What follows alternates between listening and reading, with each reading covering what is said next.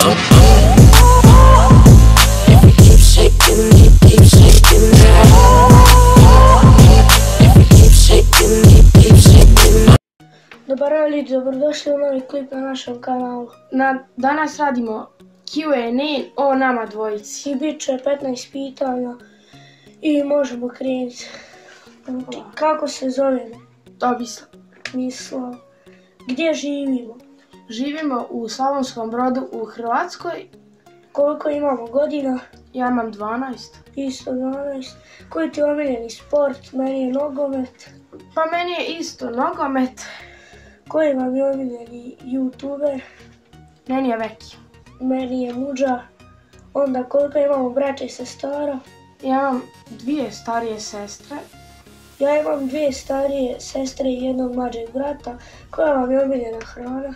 Meni je hamburger i pizza. Pa meni je najviše hamburger. I grah.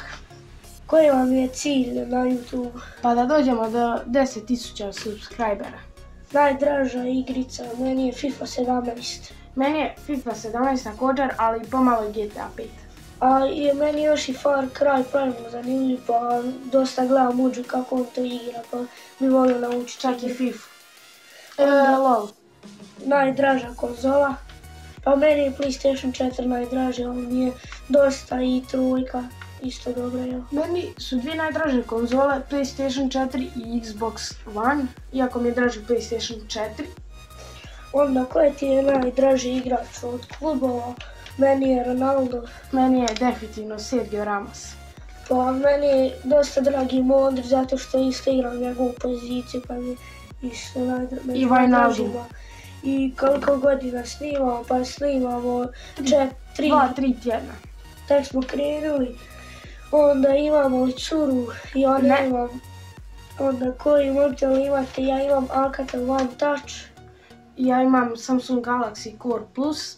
Onda koliko se godina znate? Pa znamo se jedno 90 godina.